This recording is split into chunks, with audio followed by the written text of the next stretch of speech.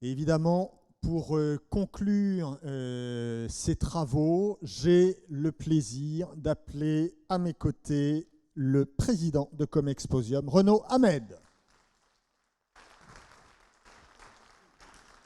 Bonjour. Oui, Oui, j'avais préparé un pense-bête, et puis mon voisin de gauche, je vais vous donner le nom, mais me l'a piqué. Vous lui direz pas. Donc je m'en suis réécrit un. Donc, pour faire la synthèse, il m'a envoyé une photo, mais elle est tellement pourrie que j'arrive pas à la lire. Non, il s'est excusé, mais bon. Donc, je vais revenir sur ce qui a été dit cette matinée. D'abord, je suis un chaud partisan des salons, des événements. Ça n'a pas changé. Je pense qu'ils sont bons, ils sont bien, c'est génial, et que ça réunit une communauté. Mais il y a des choses qui ont évolué, et comme toujours, dans tous les métiers d'ailleurs, ça dure, et hop, il y a une marche, parce qu'il y a un événement particulier qui fait qu'on doit évoluer. 2008, il y a eu une grosse marche, une énorme marche. On a vécu une crise, et à ce moment-là, les exposants se sont dit, attends, il faut que je fasse des économies, je vais réduire mes budgets. Ok, est-ce que j'ai un ROI en allant là? On arrête le truc d'image, on ne va pas venir une année, on va voir ce que ça donne, etc., etc.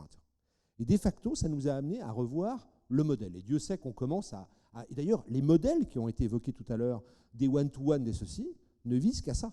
Il faut juste savoir que c'est des formats qui existent et qui émergent depuis 5, 6 ans, 7 ans. D'accord ? Dans le passé, il y a quelqu'un qui disait, on accueillait, on vendait, on amenait 10 000 personnes devant des portes, et ensuite, derrière, tu te débrouilles. Voilà. C'est ce qu'on faisait. Aujourd'hui, ce qu'il nous s'est demandé, c'est de dire, écoute, moi, je ne sais pas si je vais venir, parce que tes 10 000 ne m'intéressent pas. Moi, il y en a 100 qui m'intéressent. Alors, amène-moi les 100, et je viendrai. Et c'est pour ça que les formats one-to-one, par moment, prennent le pas sur certaines verticales. Ensuite, derrière, il ne faut pas se mentir, un salon aujourd'hui, il y a un salon qui existe sur toutes nos verticales. Il s'appelle Google. Donc, si on n'apporte rien de plus qu'une marketplace qui se trouve sur Google, ça ne sert à rien de faire un salon.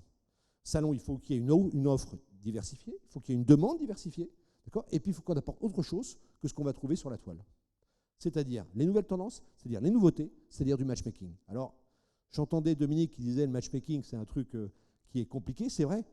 Moi, je posais la question chez nous, comment est-ce qu'on va faire du matchmaking sur le ciel avec 150 000 personnes qui viennent? Enfin, je ne sais pas, voilà, pour être très clair. Mais pour autant, il va falloir le faire parce qu'à un moment ou à un autre, sinon, il va y avoir d'autres formats sur la même verticale qui vont créer quelque chose. Alors ensuite, était évoqué je fais un aparté parce qu'on m'a lancé la parole sur le contrat de filière. Je fais 1 minute sur le contrat de filière pour vous l'expliquer. À la base, tout est parti du fait qu'on a perdu un salon en France. Écoutez, on va arrêter de parler d'un salon qu'on a perdu. Je vais juste rappeler que déjà ce que nous avons, si on arrivait à le développer, ce serait pas mal. Donc avant de penser à ce qu'on n'a pas, on va penser à ce qu'on a. Et je prenais l'exemple d'un salon connu, d'accord, qui est pas chez Comexposium, qui est mondial de l'auto. Je dis, rendez-vous compte que quand on perd 4% de visiteurs sur ce salon, c'est 2 fois le plus grand congrès que la France n'a jamais accueilli sur les 50 dernières années. Donc, avant de penser à accueillir, je ne dis pas qu'il ne faut pas le faire, des grands congrès, aussi, n'oublions pas que aider les salons à croître de 4, de 5%, eh ben, ça a des retombées économiques et elles, durables. Durables. Donc, c'était ça le modèle, et c'est là-dessus que l'axe essentiel a été fait et que tout est parti de là. Alors, ensuite, on a évoqué le digital. Bon, là, moi, je ne connais pas grand-chose en digital. Ce que je sais, c'est que je vois tout le monde en faire, d'accord, et que je me dis que de toute manière, c'est un outil nécessaire et qu'il faut savoir l'utiliser. Et tout ce que je sais, en plus, c'est une certitude. Et c'est là où, Florent, je nuance un peu, un point, c'est que ce qui est vrai aujourd'hui dans le digital ne sera même pas vrai dans 6 mois parce que les choses vont évoluer. Et que le test and learn va devenir quelque chose d'obligatoire. Et dire que la stratégie, au sens large et global, oui, le digital est un des moyens de faire quelque chose. Par contre, savoir si l'outil qu'on a aujourd'hui sera celui qu'on sera dans 2 ans et que moi, en tant que groupe, je vais mettre 5 millions d'euros, je sais pertinemment que mes 5 millions, dans 1 an, ils sont morts parce qu'il y a un autre outil qui va venir. Voilà. Tout ce que je sais, c'est qu'il faut le faire.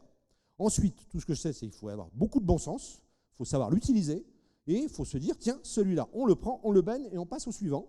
D'accord ? C'est pour ça qu'il ne faut pas dépenser 5 ou 10 millions d'euros, parce que sinon, ça va faire cher, et je pense que mes actionnaires ne vont pas accepter. Attendez, qui sont là? En tout cas, l'un des deux, je le dis. Mais il faut investir un peu. Voilà. Alors ensuite, il y a le sujet des retombées économiques. C'est vrai qu'il y a des retombées économiques colossales.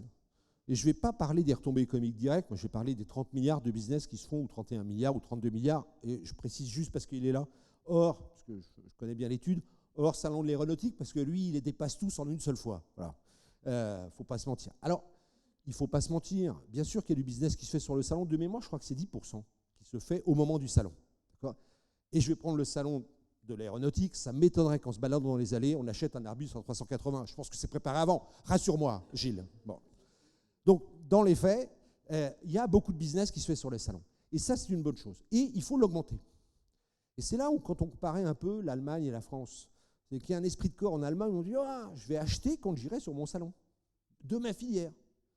En France, c'est un peu plus dur à faire valoir. Et c'est bête, mais le buzz, ça marche du feu de Dieu. Hein. Dire qu'on a fait 60 milliards d'euros de ventes sur, ou je prends un exemple, sur un autre salon. Je ne suis pas partisan de Comexposium, tu remarqueras, Michel, parce que je vais parler d'un salon qui t'appartient, qui est Maison et Objets. Je me souviens que le plus beau buzz qui a été fait il y a quelques années, c'est de dire, tiens, il y a un hôtel entier à Dubaï, je crois de mémoire, qui a été équipé, quand le visiteur est venu sur le salon Maison et Objets, il en a acheté pour 15 millions d'euros de matériel, enfin de matériel, de mobilier, de trucs. Je dis que c'est génial. Eh bien ça, pour être clair, c'est ce qui nous permettra de créer le buzz sur les salons. Et puis je vais terminer parce que l'avantage de les derniers, c'est qu'on ajuste en fonction du retard qui a été apporté. Et moi, je vais demander à quelqu'un de venir parce qu'on n'en a pas parlé, elle n'est pas intervenue, c'est Corinne Laroche. Parce que pour être clair, je pense que Promo Salon...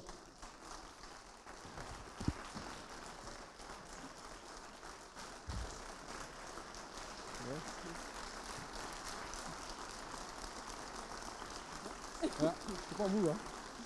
C'est pour vous, Corinne.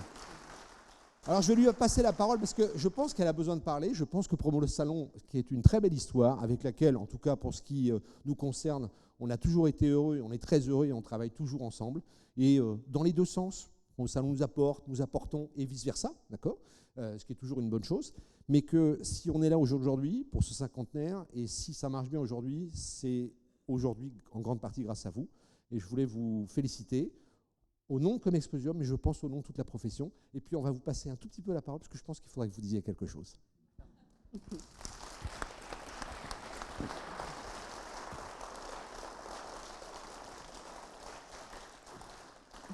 Alors, d'abord, merci Renaud. Comme ce n'est pas du tout prévu, je vais faire une impro. Ce n'est pas prévu.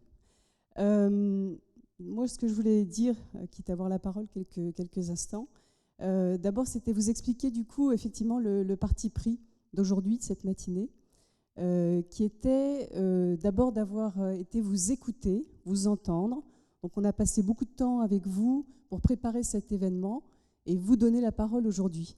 Alors c'est vrai que ça peut paraître un peu curieux parce que du coup on ne nous entend pas tellement.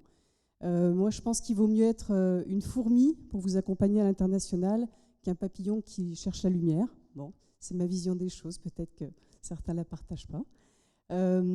Et donc, je voulais d'abord, vous remercier tous parce que quand on a préparé cet événement, on a eu vraiment un accueil extraordinaire de vous tous pour le préparer. Je remercie au passage Laurence Agostini, ma directrice marketing, avec qui on a conduit tous ces entretiens pour vous écouter, pour vous entendre sur tous ces sujets et donc avec ce choix de vous donner la parole.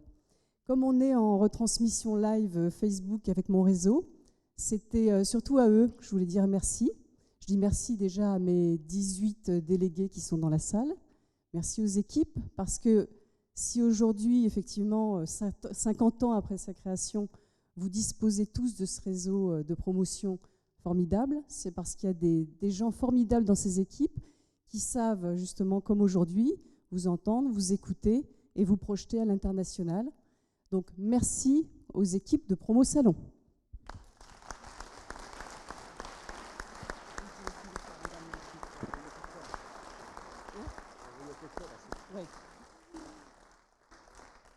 Et donc, tout simplement, merci à vous tous. Vous avez été 185 participants ce matin.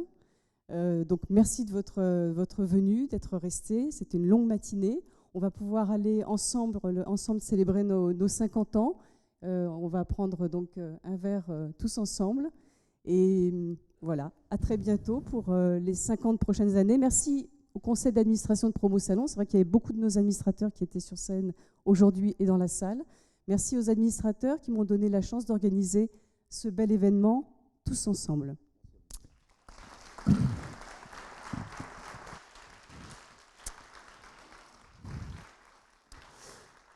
Merci Corinne, merci Renaud. Juste avant d'aller se restaurer,